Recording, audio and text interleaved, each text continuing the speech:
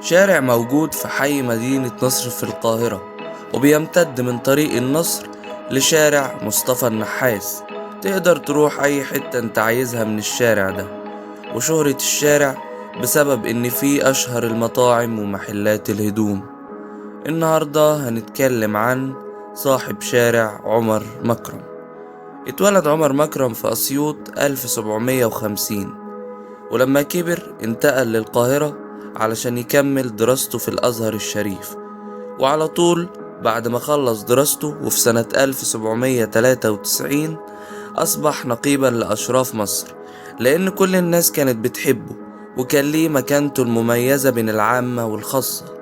وفي سنة 1795 لما كان بيحكم مصر الحكام المماليك إبراهيم بيك ومراد بيك، وفي ظل حكمهم الظالم والمستبد للبلاد، ظهر هنا العالم العامل عمر مكرم، وحمل لواء الزعامة الشعبية، وطالب برفع الضرائب عن الفقراء، وطالب كمان بإقامة العدل بين كل الناس. وكانت معظم حياة عمر مكرم عبارة عن جهاده المستمر ضد الاحتلال، ونضاله ضد استبداد وظلم الحكام. وكان ليه كلمته المسموعة لأنه كان راجل مثقف وصاحب وعي إسلامي كبير.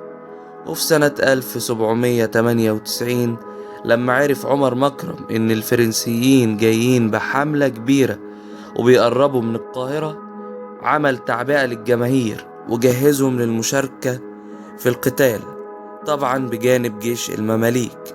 وبعد مقاومة كبيرة للاحتلال ونضال مستمر، ولما وقعت القاهرة في ايد الفرنسيين، شاف الفرنسيين هنا موقف عمر مكرم الصلب وشجاعته وقوته، فعرضوا عليه عضوية الديوان الأول، بس بسبب وطنيته وعزته بنفسه رفض، وقال أنا ما أحبش أبقى تحت رحمة حد، خصوصا لو كان محتل.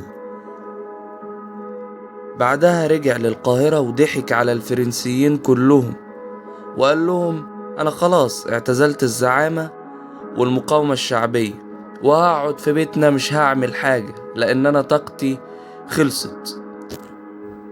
وده كان الظاهر قدام الفرنسيين، لكنه كان بيجهز نفسه ومعاه عدد من علماء الأزهر الشريف وبعض زعماء الشعب لثورة كبيرة جدا ضد الاحتلال. وفي سنة 1800 بدأت الثورة دي فعلا، وأطلق عليها ثورة القاهرة التانية، وكان عمر مكرم من أبرز زعماء الثورة دي.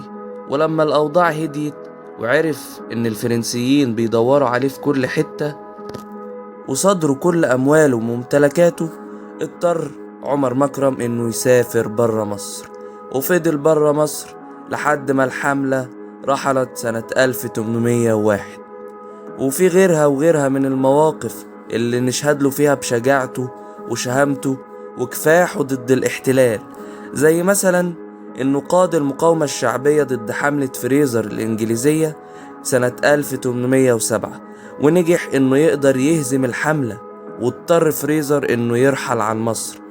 وبعدها بفترة من الصعوبات، وفي 13 مايو قرر الزعماء في دار الحكمة انهم يعزلوا خورشيد باشا ويعينوا مكانه محمد علي باشا. لكن هو كان فعلا زي ما المثل بيقول خيرا تعمل شرا تلقى، لانه بعد مساعدات كتير قدمها عمر مكرم لمحمد علي ومساندته ليه لحد ما مسك الحكم، وبالرغم من كل ده وفي يونيو 1809 فرض محمد علي ضرائب باهظة على الشعب. فطبعا الشعب لجأ لعمر مكرم علشان يقف جنبهم، لأنه كان معروف عنه وطنيته. وهو فعلا قال لهم ما تقلقوش، أنا هعمل ثورة كبيرة أعزل بيها محمد علي. ولما وصلت الأخبار لمحمد علي باشا استدعى عمر مكرم، بس عمر مكرم رفض إن هو يروح له. واستغل محمد علي الموقف ده وقال إن أنا حسيت بالإهانة، وأعلن خلع عمر مكرم من نقابة الأشراف بحجة إنه دخل في جماعة من الإرهاب والمسيحيين واليهود. وبعدها أمر بنفيه عن القاهرة لدمياط، وبكده تخلص محمد علي من الزعامة الشعبية وقعد عمر مكرم حوالي 10 سنين في دمياط. ولما رجع القاهرة سنة 1819 الشعب كله فرح برجوعه وما نسيوش مواقفه معاهم، لكن الموت كان في انتظار الزعيم الكبير، وتوفى في نفس السنة اللي رجع فيها لمصر.